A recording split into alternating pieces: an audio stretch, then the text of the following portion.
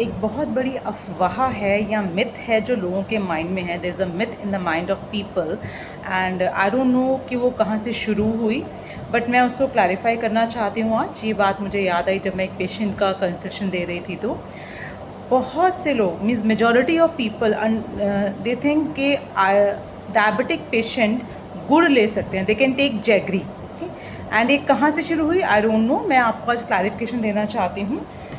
This is Charak Samhita in my hands and Charak Samhita का जो प्रमेय अध्याय है उसमें जो पॉजिटिव फैक्टर्स लिखे हैं डायबिटीज़ के, मैं संस्कृत में हिंदी ही बताऊंगी बिकॉज लोग समझ पाएंगे. सुखपूर्वक गद्देदार आसनों पर बैठे रहना, स्वप्न सुख, सुखपूर्वक गद्देदार बिस्तरे पर सोना, दही, ग्राम्य जलीय और अनूप पशु पक्षियों के मांसों को अधिक रूप से सेवन करना, दूध का अधिक सेवन करना, नूतन अन्न, नूतन मीन्स जो फ्रेशली अभी फसल आई है वो वाला अन्न खाना, नूतन जल, वर्षा का जल लेना, गुड़ का विकार जैसे खांड, चीनी, मिश्री, मिठाई आदि, और कफ को उत्पन्न करने वाले जितनी वस्तुएं हैं जैसे दाल, भात है, खीर है, ये सभी वस्तुएं प्रमेह को उत्पन्न करने वाली हैं.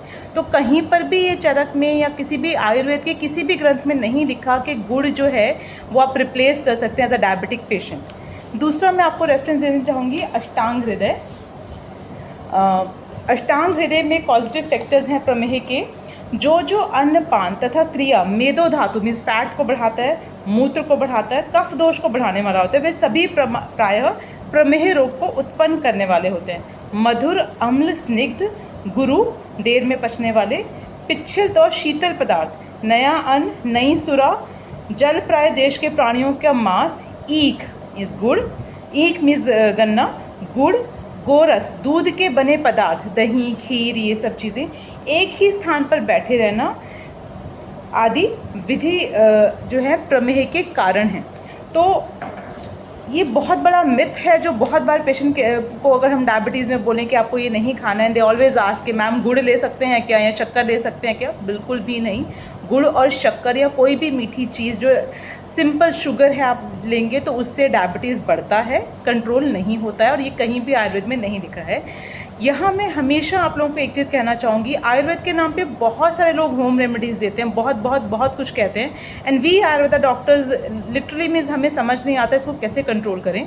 बट आपसे यही मेरा अनुरोध है, आप कोई भी होम रेमेडी फॉलो करते हैं पहले चेक कीजिए कि वो जो इंसान बता रहा है क्या वो आयुर्वेदा डॉक्टर है या नहीं है. किसी की भी बात को आयुर्वेद के नाम पे नहीं मानिए. अगर कोई और बता रहा है तो हमेशा उनसे रेफरेंस मांगिए कि आपने ये आयुर्वेद में कहाँ पढ़ा है. Like this is mention in प्रमेह अध्याय चरक संहिता का चिकित्सा स्थान के 6th चैप्टर में ये श्लोक है. एंड जो वाग्भट संहिता मीन्स अष्टांग हृदय है, अष्टांग हृदय के 10वें चैप्टर में श्लोक नंबर 2 and 3 है. तो ये रेफरेंस आप मांग सकते हैं जो हम Ayurveda doctor most of the post जो हमें गलत लगती हैं उस पर मांगते हैं.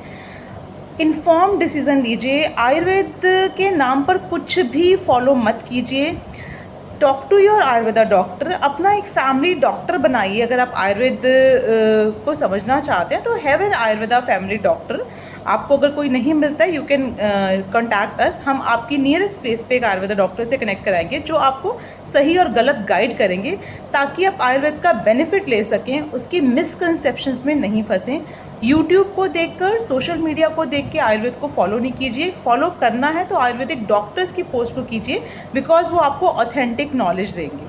Okay, so from now onwards, कोशिश diabetic patient, please don't take good jaggery anything and share this video to anyone who knows you know के जो diabetic हैं and आयुर्वेदा प्रिंसिपल्स को फॉलो करते हैं.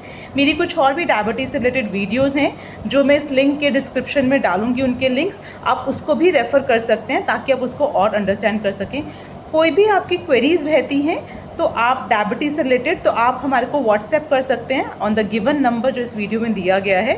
तो आप अपने क्वेश्चंस को पूछ सकते हैं. And yes, diabetes can be reversed. ये एक मेटाबॉलिक डिसऑर्डर है, लाइफस्टाइल डिसऑर्डर्स है. 90% केसेस में दिस कैन बी रिवर्स्ड अगर बहुत ज़्यादा डैमेज नहीं हुआ है तो. एंड बाकी जो 10% रह जाते हैं उसमें Ayurveda can manage it very well कि आपको कोई भी और मेडिसिन की ज़रूरत नहीं पड़ेगी एंड आपको कोई और साइड इफ़ेक्ट्स नहीं झेलने पड़ेंगे. This is for now. Thank you. Dr. Sonia here.